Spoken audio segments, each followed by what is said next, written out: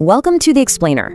Today, we're going to do something a little different. We're building a house, a financial house, that is, right from the ground up. All right, let's just be real for a second. Money can be, it can be confusing, right? Most of us just kind of learn as we go, which usually means making a few mistakes along the way. I mean, nobody really hands you a manual for this stuff. But here's the thing, and this is important. Every single one of those mistakes, totally fixable. So that's what this is all about. We're going to walk through, step by step, how to build that strong financial house, the kind of structure that can handle, life, because life is going to happen. All right, let's get into it. Step 1. Before you can even think about building, you need a blueprint, right? You got to know exactly where your money is going. This is the absolute first step. You know that feeling? Payday hits, you feel great, and then poof, the money's just gone. Where did it go? It feels like a magic trick, but it's not magic. It's just what happens when you're not looking. You're basically flying blind. Look, this isn't about making you feel bad. No judgment here. The whole point is just to get that blueprint, to see your habits in plain black and white. That daily coffee, that streaming service you forgot about, it all adds up. And once you see it, that's when you can start to control it. Okay, so you've got your blueprint. Now it's time to pour the concrete. We're laying the foundation with a spending plan, or what most people call a budget. This is the bedrock. Everything else we build depends on this. A lot of people hear the word budget and they think restriction, like a financial diet, but that's not it at all. Think of it this way. A budget puts you in the driver's seat. It's about giving every single dollar a job, so you can say yes to the stuff you really want, instead of wondering where your money went. So a really great place to start, super simple, is the 50-30-20 rule. You take your after-tax income and just slice it into 3 buckets. 50% goes to your needs, rent, bills, groceries. 30% is for your wants, the fun stuff.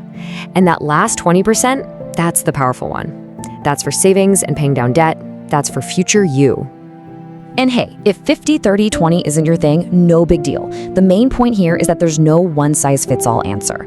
Maybe you're the pay-yourself-first type, where savings is the very first bill you pay. Or maybe you're a super detailed planner and the zero-based budget is your jam. The best system is the one you'll actually stick with. Okay, foundation's poured, it's solid. Now, we put up the walls. These are your protection. Because let's face it, life throws curveballs, right? These walls are what keep you safe when the financial storms hit. And your number one wall, your first line of defense, is an emergency fund. This is the cash that keeps a car breakdown or a sudden job loss from turning into a full-blown crisis. The goal? 3 to 6 months of living expenses tucked away. That's a serious safety net. And don't get intimidated by that number. You don't have to get there overnight. Just start small. Seriously, even $20 a week. The secret is making it automatic. Set up a transfer to a separate savings account and forget about it. It's the habit that matters, not the amount. You're building momentum. Another really, really important wall in your financial house is your credit score. And if you look at what makes it up, one thing stands out: payment history. Over a third of your score is just paying your bills on time. Simple as that. A good score is like having reinforced steel walls. It just makes everything stronger. All right, we've got our blueprint, our foundation, our walls. Now for the fun part, the roof.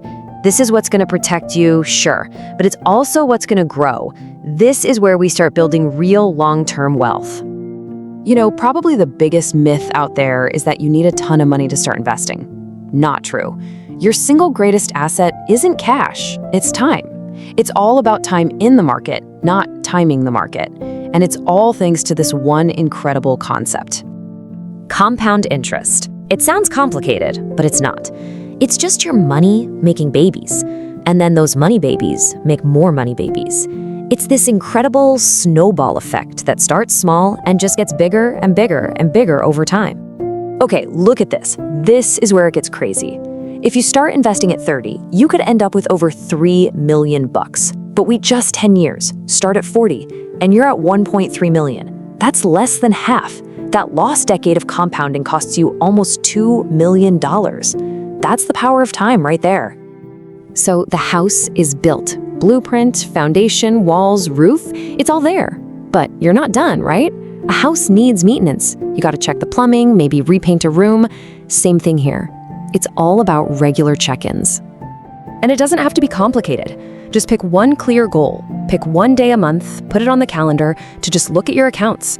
And every few months, see if your budget still makes sense. As you get raises, be careful not to just spend more. That's called lifestyle creep. These little habits are what turn wishing into actually doing. I love this quote. He who understands it, earns it. He who doesn't, pays it. That pretty much sums up everything we've talked about.